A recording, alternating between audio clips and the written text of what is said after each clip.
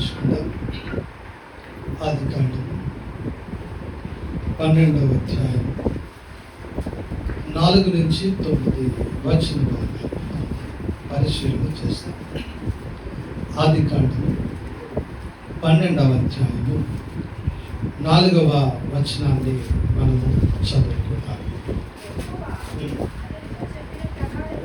యెహోవా అతనితో చెప్పిన ప్రకారము అబ్రహాము వెళ్ళను అని వాక్యము సెలవిస్తుంది.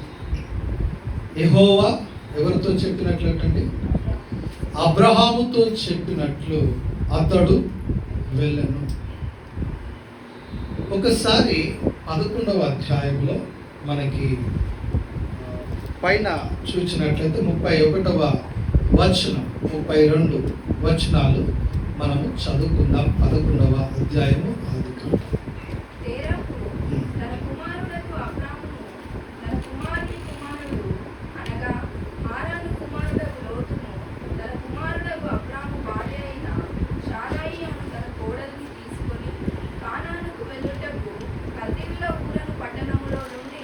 కల్దీయుల పేరేటండి? అక్కడ ఏ పట్టణం వచ్చ? కల్దీయులలో ప్రదేశంలో ఒక గ్రామము ఊరు అను పట్టణము నుండి అబ్రహాము బయలుదేరినట్లుగా మనము చూస్తూ ఉన్నాం. 4వ వచనములో వాక్యం ఏమనున్నది? అబ్రహాము ఎన్ని సంవత్సరాలు ఉన్నదండి అక్కడ? 4 3 ఒకసారి చూడండి. 12వ అధ్యాయము ఆదికాండము 75 సంవత్సరం. ఆ వచనం నాకు కావాలి, చదవండి. యెహోవా అతనితో చెప్పిన ప్రకారము అబ్రహాము వెళ్ళెను. లోతు బయలుదేరినప్పుడు ఎక్కడి నుంచి బయలుదేరాడండి? అబ్రహాము హారాను నుండి బయలుదేరినప్పుడు 75 ఏండ్ల ఈడు గలవాడు. అంటే హారాను నుంచి బయలుదేరినప్పుడు 75 సంవత్సరాలు. మరి ఊరి నుంచి బయలుదేరినప్పుడు అర్థమవుతుందండి. హారాను ఎక్కడ ఉంటుంది అనగా మెసొపొతేమియాలోనే. మన మ్యాప్ చూస్తే మీకు అర్థమవుతుంది.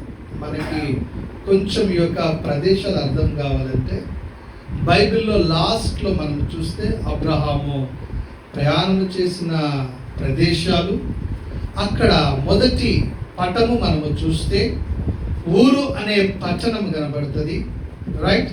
తర్వాత పైన మెసొపొతేమియా, అష్షూరు, యూఫ్రటీస్ నది, ఆ పైన హారాను కనబడుతుంది. మనకి ఇంకా అర్థం కావాలంటే అపోస్తలుల కార్యములు 7వ అధ్యాయము, అపోస్తలుల కార్యములు 7వ అధ్యాయము 2 3 4 వచనాలు మనము చదువుకుందాం. అపోస్తలుల కార్యములు 7వ అధ్యాయము స్టెఫెను చెప్పుచున్నటువంటి మాటలు చదువుదామండి. సహోదరులారా, తండ్రులారా, వినుడి. మన పితరుడైన అబ్రహాము హారానులో కాపురము ఉండక, అనగా ఊరు నుంచి బయలుదేరి ఎక్కడ కాపురం ఉన్నాడు? హారానులో కాపురం ఉన్నాడు, రైట్. తర్వాత మెసొపొతేమియాలో ఉన్నప్పుడు, అంటే మెసొపొతేమియాలో ఉన్నప్పుడు అని అంటే ఊరు అనే ప్రదేశంలో ఉన్నప్పుడు, ఊరు అనే ప్రదేశంలో ఉన్నప్పుడు దేవుడు అతనితో ప్రత్యక్షమై, నేను చూపించే దేశానికి నీ స్వజనులను విడిచిపెట్టి సమస్తాన్ని విడిచిపెట్టి వెళ్ళవలనని ఎవరు సెలవిచ్చారు? దేవుడు, యెహోవా దేవుడు సెలవిచ్చాడు. అక్కడి నుంచి బయలుదేరి ఎక్కడికి వచ్చాడు? హారానుకు వచ్చాడు. హారాను బయలుదేరేటప్పుడు, హారాను అనేది ఒక ప్రదేశం అండి, రైట్. హారాను ఏమిటది? ప్రదేశము. అయితే ఆ హారానుకి ఎవరెవరు వెళ్ళారు? అబ్రహాము, అబ్రాహాముతో పాటు అబ్రహాము భార్య అయిన సారా, అదే రీతిగా తన చిన్నాన్న కొడుకైనటువంటి హారాను కొడుకు లోతును అదే రీతిగా తన తండ్రి అయినటువంటి తెరాహును తీసుకుని నలుగురు బయలుదేరారు అక్కడ నుంచి. అర్థమవుతుందండి? బయలుదేరి హారానుకు వచ్చిన తర్వాత హారానులో ఎవరు నిద్రించి ఉంటున్నారు? తెరాహు నిద్రించాడు. మనం ఆదికాండము 11వ అధ్యాయము 32వ వచనంలో మనం చూస్తూ ఉన్నాం. అయితే 12వ అధ్యాయంలో 1వ వచనంలో దేవుడు రెండవసారి ప్రత్యక్షమై మాట్లాడుతున్నారు. ఎవరితో? అబ్రహాముతో. అది మనం అర్థం చేసుకోవాలి. కాబట్టి ఊరు అనే పట్టణములో దేవుడు అబ్రహాముతో మాట్లాడాడు. హారానులో మీ తండ్రి నిద్రించాడు, మంచిది, చింతించకు, ఇక చాలు, ఉన్నటువంటి ఆదరణ చాలు. కాబట్టి నేను చూపించే ఆ యొక్క దేశానికి నువ్వేం చేయాలా? బయలుదేరమన్నప్పుడు హారాను నుంచి బయలుదేరినప్పుడు అతని వయసు ఎంత అండి? 75 సంవత్సరాలు. అంతకుముందు ఎంత ఉన్నదో మనకి తెలియదు, లేఖన భాగం మనకి సెలవివ్వడము లేదు. కాబట్టి అర్థమైందని నేను అనుకుంటున్నాను దేవునికి బిడ్డలారా. అయితే 4వ వచనముకి 12వ అధ్యాయము 4వ వచనానికి మనము వచ్చినట్లయితే అక్కడ కానాను దేశానికి అబ్రహాము వచ్చినట్లుగా మనం అక్కడ చూస్తూ ఉన్నాం. అయితే 4వ వచనంలో మనము చూస్తున్నాం, అబ్రహాము దేవుడు చెప్పిన ప్రకారము చేసినట్లుగా మనం అక్కడ చూస్తూ ఉన్నాం. దేవుడు ఏది సెలవిస్తున్నాడో, ఏది మాట్లాడుతున్నాడో, ఏది చెప్పుచున్నాడో ఆ రీతిగా చేయుట మనకేమై ఉన్నది? దీవెన, ఆశీర్వాదకరమై ఉంటున్నది. చూడండి, మోషే విషయంలో మనం ఒకవేళ పరిశీలన చేసినట్లయితే నిర్గమకాండము 39వ అధ్యాయము 42, 43 వచనాలు మనం చదువుకుందాం.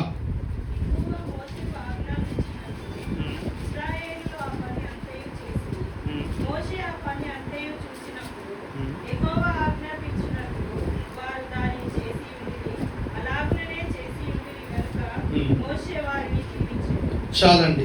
ఎవరు చేశారటండి? ఇశ్రాయేలీయులు అదే రీతిగా చేశారు. ఎవరు చెప్పినట్లు? దేవుడు మోషేకి చెప్పాడు. మోషే చెలవిచ్చినట్లుగా ఇశ్రాయేలీయులు చేసి ఉంటున్నారు. కాబట్టి తద్వారా వారిని దీవించినట్లుగా మనం అక్కడ చూస్తూ ఉన్నాం. యోహాను సువార్త 2వ అధ్యాయం 5వ వచనములో అక్కడ చూచినట్లయితే కానాను విందులో అక్కడ మరి ద్రాక్షారసం అయినటువంటి సందర్భములో మరియమ్మ గారు చెప్పుచున్నటువంటి మాటను మనము పరిశీలన చేసినట్లయితే ఆయన మీతో చెప్పినది చేయుడి అనే మాట మనం అక్కడ చూస్తూ ఉన్నాం. కాబట్టి దేవుడు సెలవిచ్చినటువంటి మాట ఆ ప్రకారముగా వారు ఎప్పుడైతే పాటించారో తద్వారా అక్కడ ఆశ్చర్యము జరిగినట్లుగా మనం అక్కడ చూస్తున్నాం. ఆశ్చర్య కార్యము జరిగినట్లుగా మనము చూస్తూ ఉన్నాం. దేవుని యొక్క బిడ్డలారా, యోహాను సువార్త 13వ అధ్యాయము 15, 17 వచనాలలో చదివినట్లయితే లేఖన భాగం ఇలాగూ సెలవిస్తున్నది. దయచేసి చదవాలని మనవి చేస్తున్నాం. మీరు చేసిన ప్రకారము అనగా ప్రభువారు చేసినట్లు మీరు కూడా చేసిన ఎడల మీకు ఇలాగు మాదిరిగా చేసి తిని గొప్పవాడు కాడు, గొప్పవాడు కాడని 17వ వచనం కూడా చదువుకుందాం. ఈ సంగతులు మీరు ఎరుగుదురు గనుక వీటిని మీరు చేసినట్లయితే మీరు ధన్యులు. అనగా దేవుడు చెప్పినట్లు చేస్తే అది మనకి దీవెన, మనకు ధన్యకరమై ఉంటున్నది, ఆశీర్వాదమై ఉంటున్నది. కాబట్టి మనము చూస్తున్నాం, అబ్రహాము కానానుకు వచ్చినట్లుగా 12వ అధ్యాయము ఆదికాండము 4వ వచనము మనకి సెలవిస్తూ ఉంటున్నది. కాబట్టి ఇక్కడ మనము లేఖనాన్ని పరిశీలన చేసినట్లయితే అదే యోహాను సువార్త 15వ అధ్యాయము 14వ వచనాన్ని మనము చదువుకున్నట్లయితే, నేను మీకు ఆజ్ఞాపించు వాటిని చేసిన ఎడల మీరు నా స్నేహితులై ఉందురు. ఏ రీతిగా మనం స్నేహితులమవుతామట? దేవుని యొక్క ఆజ్ఞలను మనము పాటించినట్లయితే మనం ఏమవుతామండి? స్నేహితులము. అబ్రహాము దేవుని యొక్క స్నేహితుడు. ఏ రీతిగా స్నేహితుడయ్యాడు అనంటే, దేవుని యొక్క ఆజ్ఞలలో అతడు ఏం చేస్తున్నాడు? జీవిస్తూ ఉన్నాడు. విధేయుడిగా ఉండినట్లుగా మనం ఇక్కడ చూస్తున్నాం. కాబట్టి ఆయన పని చేయుట ఎంతో శ్రేష్టము. ఆయన యొక్క చేతిలో ఒక పనిముట్టుగా ఉన్నట్లయితే, ఆ పనిముట్టుగా ఎప్పుడు ఉండగలమనగా, మనం ఎప్పుడైతే ఆయనకు సంపూర్తిగా మనము అప్పగించుకుంటామో, సమర్పించుకుంటామో, నీ ద్వారా దేవుడు తన యొక్క కార్యాలను నిర్వర్తించుకుంటాడు. అది బహు శ్రేష్టమై ఉంటున్నది. దేవుని యొక్క బిడ్డలారా, మనం ఆ రీతిగా మనము మన జీవితాలను దేవునికి అప్పగించుకుంటున్నామా? సంపూర్తిగా ఆయన యొక్క చిత్తమునకు మనము లోబడుతున్నామా లేదా అని పరీక్షించుకోవలసినటువంటి వారమై ఉంటున్నాం. అబ్రహాముతో పాటు ఎవరు బయలుదేరారు? లోతు కూడా బయలుదేరినట్లుగా మనము చూస్తూ ఉన్నాం. లోతును దేవుడు పిలుచుకోలేదు. కానీ దేవుని యొక్క బిడ్డలారా, అబ్రహామును బట్టి, అబ్రహాము యొక్క జీవితాన్ని బట్టి, అబ్రహాము దేవుని యొక్క మాటను విని విధేయుడై ముందుకు సాగినటువంటి ఆ యొక్క సాక్ష్యమును బట్టి ఎవరు ఎదిగారండి? లోతు కూడా ప్రభువును అనగా దేవునిని గుర్తెరిగి ఉంటున్నాడు. అతడు కూడా నీతిమంతుడుగా మార్చబడినట్లుగా మనం ఇక్కడ చూస్తున్నాం. ఏ రీతిగా లోతు తెలుసుకున్నాడు అనంటే, అబ్రహాము యొక్క సాక్ష్యం అక్కడ చూస్తున్నాడు. విడిచిపెట్టాడు, దేవుని యొక్క మాటని విన్నాడు. అక్కడ మధ్యలో కన్వర్జేషన్ లేకపోతే ఏమి జరిగిందో మనకైతే తెలియదు. కానీ ఎవరితో ఉంటున్నాడు? అబ్రహాముతో ఉంటున్నాడు. అబ్రహామును బట్టి, అతని యొక్క సాక్ష్యమును బట్టి, జీవితమును బట్టి, విధేయతను బట్టి అతడు కూడా ఏమైనట్లుగా మనం చూస్తున్నాం? నీతిమంతుడుగా మార్చబడినట్లుగా మనము చూస్తున్నాం. దేవుని యొక్క బిడ్డలారా, మన యొక్క సాక్ష్య జీవితాన్ని బట్టి అనేకులు ఆ రీతిగా ప్రభులోనికి రాగలుగుతున్నారా లేదా అని మనము ప్రశ్న వేసుకోవలసినటువంటి వారమై ఉంటున్నాం. కాబట్టి దేవుడు చెప్పినటువంటి స్థలానికి కుటుంబముతో కదండి, ఆ 12వ అధ్యాయం 5వ వచనంలో మనం చూసినట్లయితే, కుటుంబముతో, ఆస్తితో, సంపాదించినటువంటి వారితో దేవుని యొక్క స్థలానికి వచ్చి దేవుని చిత్తానుసారముగా ఏం చేస్తున్నాడు? సాగుతున్నట్లుగా అబ్రహామును మనం ఇక్కడ చూస్తూ ఉన్నాం. రెండవదిగా 6వ వచనాన్ని మనము పరిశీలన చేద్దాం. ఎక్కడికి వచ్చాడండి అతడు? షేకెముకు వచ్చినట్లుగా మనం అక్కడ చూస్తున్నాం. షేకెము అనగా దాని యొక్క అర్థము భుజము. ఏంటంటే అర్థము? భుజము. అయితే భుజము ఏం చేస్తుంది? మన యొక్క భారములను భరిస్తూ ఉంటున్నది. కాబట్టి దేవుని యొక్క బిడ్డలారా, ప్రభు అయినటువంటి యేసుక్రీస్తు వారు మన పాప భారమును, మన అనుదిన భారములను, ఆయన యొక్క రాజ్య భారములను ఆయన మరి భరిస్తున్నటువంటి సత్యమును మనం ఇక్కడ నేర్చుకోవాల్సినటువంటి వారమై ఉంటున్నాం. చూడండి, రూతు గ్రంథము 2వ అధ్యాయము 12వ వచనములో మనము చూసినట్లయితే, అక్కడ ఒక రూతు ఎడల మంచి సాక్ష్యము మనకు అక్కడ కనబడుతున్నది. ఆ మాటను మనము చదువుకుందాం. యెహోవా నీవు చేసిన దానికి ప్రతిఫలమిచ్చును. ఇశ్రాయేలుల దేవుడైన యెహోవా రెక్కల క్రింద, ఎక్కడికటండి? యెహోవా రెక్కల క్రింద సురక్షితముగా నుండుటకు నీవు వచ్చితివి. ఆయన రెక్కల క్రింద మనకేమున్నదండి? సంరక్షణ ఉన్నది, ఆదరణ ఉన్నది. కాబట్టి ఆయన బిడ్డలమైనటువంటి మనము ఆయన రెక్కల నీడను ఆశ్రయించుటకు మనము ముందుకు సాగవలసినటువంటి వారమై ఉంటున్నాం. అయితే 6వ వచనములో అబ్రహాము షేకెము దాకా ఏం చేస్తున్నాడంటే షేకెముకు వచ్చి ఆ దేశ సంచారము చేస్తున్నట్లుగా మనము చూస్తూ ఉన్నాం. 12వ అధ్యాయము 6వ వచనము మనము చదువుకున్నట్లయితే అబ్రహాము షేకెముకు వచ్చాడు. షేకెముకు వచ్చి ఏం చేస్తున్నట్లుగా చూస్తున్నాం, ఆ దేశ సంచారము చేస్తూ ఉన్నాడు. దేవుని యొక్క బిడ్డలారా, సంచారము అనగా దేవుని గురించి ప్రకటించుట, దేవుని యొక్క సేవ చేయుట. లూకా సువార్త 8వ అధ్యాయము మొదటి 3 వచనాలు మనము చదువుకున్నట్లయితే చదువుదామండి. లూకా సువార్త, వెంటనే ఆయన దేవుని రాజ్య స్వార్థను తెలుపుచు ప్రకటించుచు ప్రతి పట్టణములో ప్రతి గ్రామములో సంచారము చేయుచుండెను. ప్రతి పట్టణములో ప్రతి గ్రామములో ఏం చేస్తున్నారంటండి, సంచారము చేస్తున్నారు. సంచారం చేస్తున్నటువంటి సందర్భాలలో అక్కడ ఎవరు కనబడుతున్నారు? స్త్రీలు ఉన్నారు, శిష్యులు ఉన్నారు. అనేకులు ఆ రీతిగా ముందుకు సాగుతున్నట్లుగా ఆ లేఖన భాగము మనకి సెలవిస్తున్నది. కాబట్టి దేవుని బిడ్డలారా, విశ్వాస యాత్రలో దేవుని అంగీకరించినటువంటి మన విశ్వాస జీవితంలో మనం నివసిస్తున్నటువంటి ప్రదేశములో అట్టి సాక్ష్యమును, మన కుటుంబము అట్టి సాక్ష్యము, వ్యక్తిగత జీవితము అట్టి సాక్ష్యముతో మనము ముందుకు కొనసాగుతున్నామా లేదా అని పరీక్షించుకోవలసినటువంటి వారమై ఉంటున్నాం. తర్వాత చూచినట్లయితే ఆ దేశ సంచారము చేస్తూ 12వ అధ్యాయం ఆదికాండము 6వ వచనంలో ఎక్కడికి వచ్చినట్లుగా మనం చూస్తున్నాం. మోరే దగ్గరనున్న సింధూర వృక్షమునొద్ద చేరెను అని మనము చూస్తున్నాం.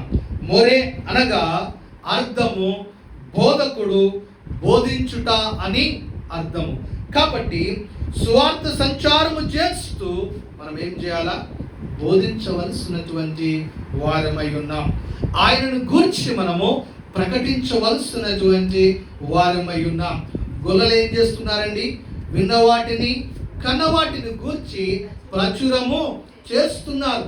దేవునికి బిడ్డలారా, విశ్వాస జీవితంలో మన కుటుంబాలలో, వ్యక్తిగత జీవితముగా కుటుంబాలలో దేవుడు చేసినటువంటి మేలులను, దీవెలను, ఆశ్చర్యకరమైనటువంటి క్రియలను మనము ప్రకటిస్తున్నామా? ప్రచుర పరుస్తూ ఉన్నామా? దేవునికి బిడ్డలారా, ఆ రీతిగా మనము ప్రకటించవలసినటువంటి వారమై ఉంటున్నాం. అక్కడ మోరే దగ్గర ఎక్కడేటండి? సింధూర వృక్షం అనగా సింధూర రంగు ఏ రీతిగా ఉంటుందండి? ఎరుపు రంగు. కాబట్టి వృక్షము దేనికి అనగా ఇక్కడ మనం చూసినట్లయితే ఈ ఎరుపు క్రీస్తు యొక్క రక్తమునకు సాదృశ్యము. వృక్షము అనునది మనం దేని సాదృశ్యంగా ఉందండి? సిలువకు సాదృశ్యకంగా ఉంటున్నది. దేవుని యొక్క బిడ్డలారా, మన విశ్వాస జీవితంలో మన గమ్యం, మన నివాసం మనం ఎక్కడ ఉండాలండి? సిలువ యొద్ద నుంచే, సిలువ ద్వారానే, ఆ యొక్క రక్తముతో మనం ఎప్పుడైతే కడగబడి ఉంటున్నామో, పరిశుద్ధ రక్తముతో పవిత్రులమై ఉంటున్నామో, తద్వారా నీతిమంతులముగా మనం ఏమవుతున్నామండి? మార్చబడుతూ ఉన్నాం. అయితే వారు ఎక్కడ చేరి ఉంటున్నారు? ఏ ప్రదేశము? కానాను ప్రదేశములో వారు చేరి ఉంటున్నారు. కానాను అనగా లోకస్తులు. దేవుని యొక్క బిడ్డలారా, అయితే ఆ లోకస్తులలో వీరు ఏ రీతిగా ఉన్నారు? విశ్వాసులుగా ముందుకు సాగుతున్నారు. లోకములో నుంచి మన కుటుంబాలు మనము ప్రత్యేకపరచబడి ఉంటున్నాం, ఏర్పరచబడిన మన యొక్క విశ్వాస జీవితము, మన రక్షణ, మన గురి, మన విశ్వాస జీవితము, రక్షణ సిలువను గూర్చినటువంటి అనుభవములో, అతి సాక్ష్యములో మనము ముందుకు సాగగలుగుతున్నామా లేదా అని మనము పరీక్షించుకోవలసినటువంటి వారమై ఉంటున్నాం. చూడండి, ఈ యొక్క ఎవరైతే రక్షణ పొందుకొని ఉంటున్నారో, విశ్వాస జీవితమును ముందుకు సాగుతున్నారు, అట్టి వారిని ఎవరు చూస్తున్నారు? లోకమెప్పుడు మనల్ని ఏం చేస్తుంది? పరీక్షిస్తుంది అని మనము మర్చిపోకూడదు. అందుకే మత్తయి సువార్తలో మనం చదువుకుంటాం, 5వ అధ్యాయం 14వ వచనంలో, కొండ మీద ఉండు పట్టణము మరుగైయుండ నేరదు, మీరు లోకమునకు వెలుగై ఉన్నారు కాబట్టి మీ వెలుగును వారి ఎదుట ప్రకాశింపనీయుడి అని వాక్యము సెలవిస్తున్నది. కాబట్టి దేవుని యొక్క బిడ్డలారా, అట్టి సాక్ష్యముతో ఎవరు కలిగి ఉన్నారు? అబ్రహాము కలిగి ఉంటున్నాడు. మనము కూడా ఆ రీతిగా ముందుకు సాగవలసినటువంటి వారమై ఉన్నాం. 7వ వచనాన్ని మనము చదువుకుందాం. 7వ వచనము 12వ అధ్యాయము.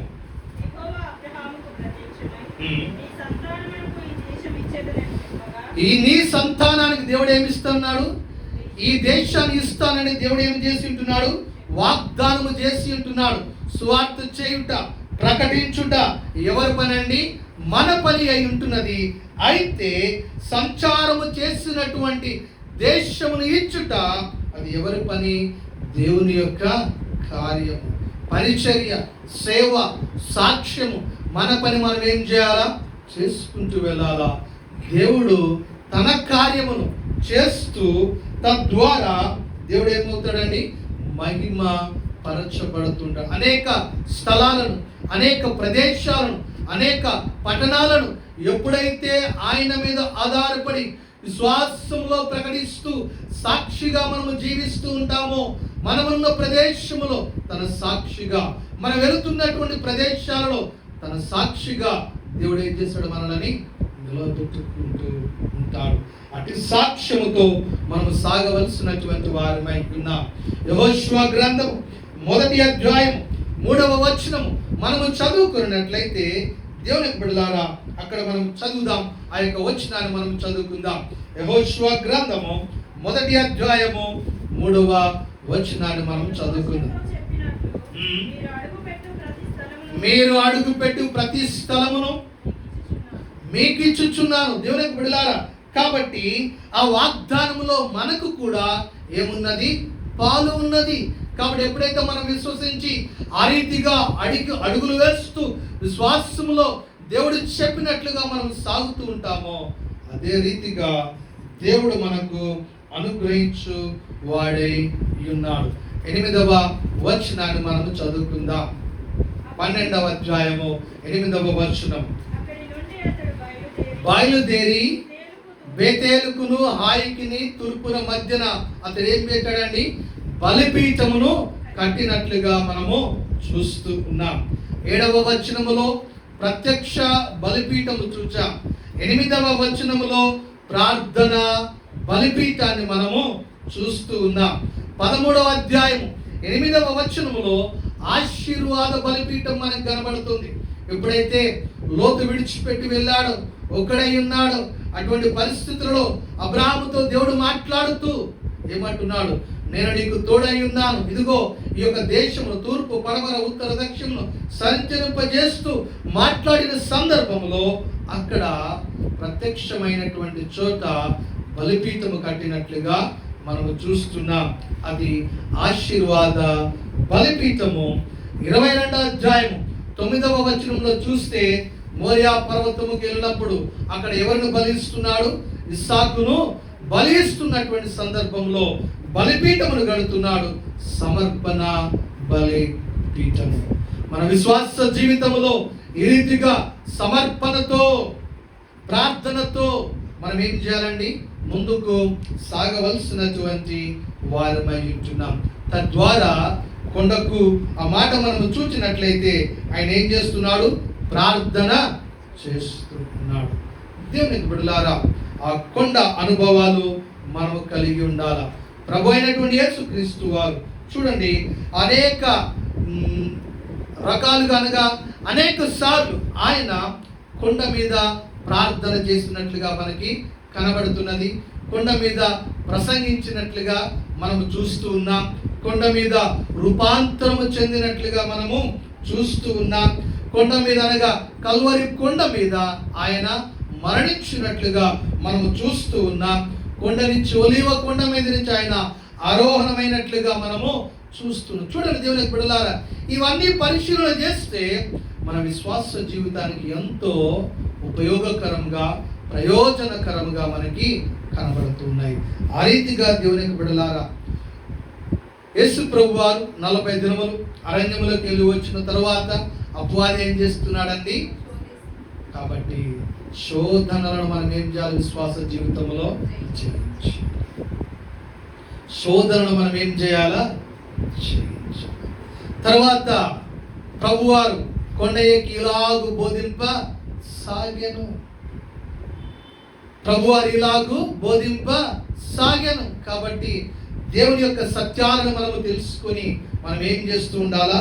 బోధిస్తూ ఉండాలి. దేవుని యొక్క బిడ్డలారా, ప్రభువారి ఏకాంతముగా కొండకు వెళ్ళి అనగా ప్రార్థనా జీవితముతో మన యొక్క విశ్వాస జీవితం ఏమవ్వాలా? రూపాంతరము చెందుతూ ఉండాల. రూపాంతరము చెందుతూ క్రీస్తుతో సిలువ వేయబడినటువంటి ఆ యొక్క కల్వరి కొండతో ఉన్నటువంటి అనుభవము మనము పొందుకుంటూ ముందుకు సాగవలసినటువంటి వారమై ఉన్నాం. నిరీక్షణ ఏమిటి అనగా ప్రభు రాబోతున్నాడు, మనం ఆయనను ఎదుర్కోబోతున్నామని యొక్క నిరీక్షణతో మనము ముందుకు సాగవలసినటువంటి వారమై ఉన్నాం. 9వ అధ్యాయంలో మనము చూస్తే ఆయన ఇంకను ఏం చేస్తున్నాడు? అబ్రహాము ప్రయాణము అనగా మహిమ నుండి అధిక పొందినట్లుగా మన విశ్వాస జీవితము ఏ రీతిగా ఉండాలా? దినదినము అభివృద్ధిలోనికి ముందుకు సాగుతూ ఉండాలి. దేవునికి బిడ్డలారా, మరి అబ్రహాము దేవుడి చెప్పినట్లుగా వెళ్ళినట్లుగా వాక్యము సరిస్తుంది. లోబడ్డాడు, విధేయుడయ్యాడు, ఆజ్ఞలలో పాటిస్తూ ముందుకు సాగాడు. దేవుని యొక్క దీవెనలు, ఆశీర్వాదములతో విశ్వాసులకు తండ్రిగా అతడు మార్చబడి. కాబట్టి మన విశ్వాస జీవితము ఏ రీతిగా సాగుతున్నది పరీక్షించుకుందాం. ఒక నిబంధనతో, ఒక తీర్మానముతో ఈ 8 విషయాలలో మనము పరిశీలన చేశాం. ఆ రీతిగా మనకు విశ్వాస జీవితాన్ని బలపరుచుకుంటూ ముందుకు సాగదాం. అట్టి కృపతో దేవుడు మనల్ని నింపి నడిపించుగాక. ప్రార్థన చేసుకుందాం. మమ్మల్ని మిక్కిలిగా ప్రేమించిన మా ప్రియ పరలోకపు తండ్రి, మీ కొందనాలు స్తోత్రాలు స్తుతులు చెల్లిస్తుంటున్నాం. ఈ రీతిగా నాయన ప్రభా, మీరు మాతో మాట్లాడినందుకు మీ కొందనాలు చెల్లిస్తుంటున్నాం. ప్రభా, మరి అబ్రహాం మీ మాటను విన్నాడు, లోబడ్డాడు, ఆ రీతిగా విధేయుడై జీవించినట్లుగా చూస్తున్నాం. మేము కూడా నీ యొక్క వాక్యమునకు లోబడి, నీ మాటకు విధేయుడై, నీ ఆజ్ఞలో జీవిస్తూ నాయన ప్రభా, మరి ఈ లోకములో నాయన ప్రభా వారి ఎదుట నాయన ప్రభా మీకు వెలుగును ప్రకాశించే సాక్ష్య జీవితాలు మాకు అనుగ్రహించి, నిన్ను ప్రచురపరిచే సాక్ష్యములను ప్రభా మాకు అనుగ్రహించి మీరు మహిమ పొందగలరని మొదటి యేసు నామమున అడిగి వేడుకొనుచున్నాము తండ్రి.